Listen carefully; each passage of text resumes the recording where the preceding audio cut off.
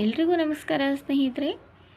ನನ್ನ ಚಾನೆಲ್ಗೆ ನಿಮ್ಮೆಲ್ಲರಿಗೂ ಮತ್ತೊಮ್ಮೆ ಪ್ರೀತಿಯ ಸ್ವಾಗತ. ಸ್ನೇಹಿತರೆ, ನಾಳೆ ಅಂಗಾರಕ ಸಂಕಷ್ಟಿ. ಈ ಅಂಗಾರಕ ಸಂಕಷ್ಟಿ ಕಾರ್ತಿಕ ಮಾಸದ 19ನೇ ತಾರೀಕು ಮಂಗಳವಾರ ಬಂದಿರೋದು ತುಂಬಾ ವಿಶೇಷ. 21 ಸಂಕಷ್ಟಿ ಮಾಡೋದು ಒಂದೇ, ಈ ಒಂದು ಅಂಗಾರಕ ಸಂಕಷ್ಟಿ ಮಾಡಿದರೆ ಸಿಗೋ ಫಲ ಅಷ್ಟಿರುತ್ತದೆ ಅನ್ನೋದು ಒಂದು ನಂಬಿಕೆ.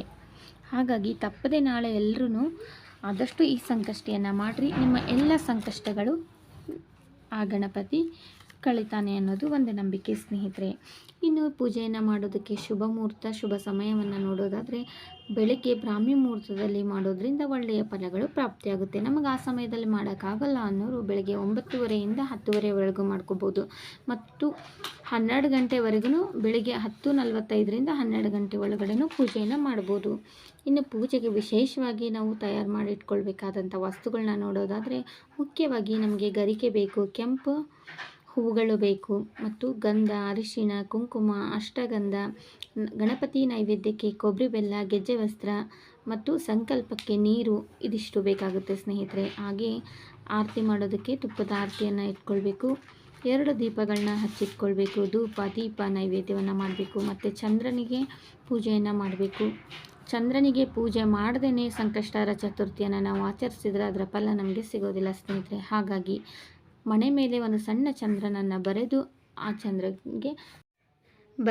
ಚಂದ್ರನಿಗೆ ಅರಿಶಿಣ, ಕುಂಕುಮ, ಅಕ್ಷತೆ, ಹೂವು, ಗಂಧ ಎಲ್ಲ ಏರಿಸಿ ಬಿಳಿ ಗೆಜ್ಜೆ ವಸ್ತ್ರವನ್ನು ಚಂದ್ರನಿಗೆ ಏರಿಸಬೇಕು. ಗಣಪತಿಗೆ ಕೆಂಪು ಗೆಜ್ಜೆ ವಸ್ತ್ರವನ್ನು ಏರಿಸಬೇಕು ಸ್ನೇಹಿತರೆ.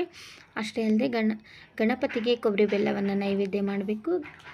ಚಂದ್ರನಿಗೆ ಸಕ್ಕರೆಯನ್ನು ನೈವೇದ್ಯ ರೂಪದಲ್ಲಿ ಬೆಳಗ್ಗಿನ ಪೂಜೆಯಲ್ಲಿ ಮಾಡಬೇಕಾಗುತ್ತೆ. ಇದಿಷ್ಟು ಬೆಳಗ್ಗೆ ನಾವು ಪೂಜೆಯನ್ನು ಮಾಡಬೇಕು. ಇನ್ನು ಸಾಯಂಕಾಲ ಗಣಪತಿಗೆ ಮತ್ತು ಚಂದ್ರನಿಗೆ ಇಬ್ಬರಿಗೂ ಪೂಜೆಯನ್ನು ಮಾಡಬೇಕಾಗುತ್ತೆ. ಅಡುಗೆಯನ್ನು ಮಾಡಿ ನೈವೇದ್ಯ ಮಾಡಿದರೆ ತುಂಬ ಒಳ್ಳೆಯದು. ಗಣಪತಿಗೆ ಇಷ್ಟವಾದ ಮೋದಕವನ್ನು ಮಾಡೋದ್ರಿಂದ ತುಂಬಾ ಒಳ್ಳೆಯದು. 21 ಮೋದಕವನ್ನು ಗಣಪತಿಗೆ ನಾಳೆ ನೈವೇದ್ಯ ರೂಪದಲ್ಲಿ ಅರ್ಪಿಸ್ತಾರೆ.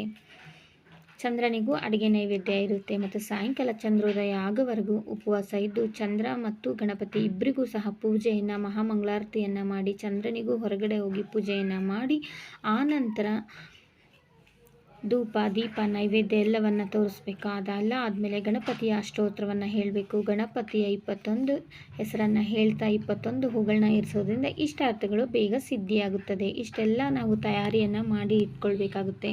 ಅಷ್ಟೇ ಅಲ್ಲದೆ ನಾಳೆ ಬೆಳಗ್ಗೆಯಿಂದ ರಾತ್ರಿವರೆಗೂ ಯಾವುದೇ ರೀತಿಯಾದಂಥ ಆಹಾರವನ್ನು ತಿನ್ನಬಾರ್ದು. ಹಣ್ಣು ಹಾಲು ಇಷ್ಟನ್ನು ತಗೊಂಡು ಉಪವಾಸವನ್ನು ಮಾಡಿದರೆ ತುಂಬಾ ಒಳ್ಳೆಯದು ಸ್ನೇಹಿತರೆ. ನಮಗೆ ಆಗಲ್ಲ ಉಪವಾಸ ಮಾಡೋಕ್ಕೆ, ನಮಗೆ ಹೆಲ್ತ್ ಇಶ್ಯೂಸ್ ಐತಿ ಅನ್ನೋರು ಬೆಳಿಗ್ಗೆ ಬೇಗ ಎದ್ದು ಪೂಜೆಯನ್ನು ಮಾಡಿಕೊಂಡು ನೀವು ಯಥಾಶಕ್ತಿ ನಿಮ್ಮ ಮುಂದಿನ ಕೆಲಸಗಳನ್ನ ಮಾಡ್ಬೋದು.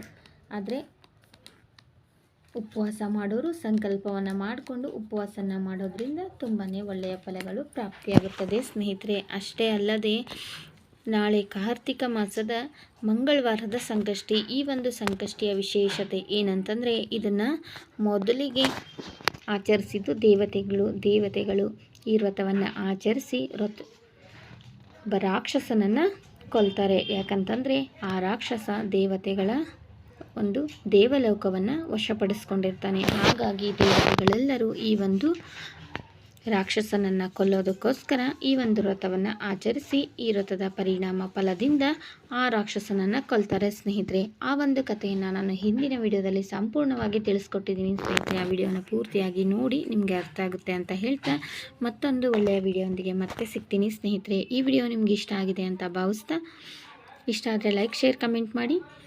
ವಿಡಿಯೋ ನೋಡಿದ್ದಕ್ಕೆ ಎಲ್ರಿಗೂ ಧನ್ಯವಾದಗಳು.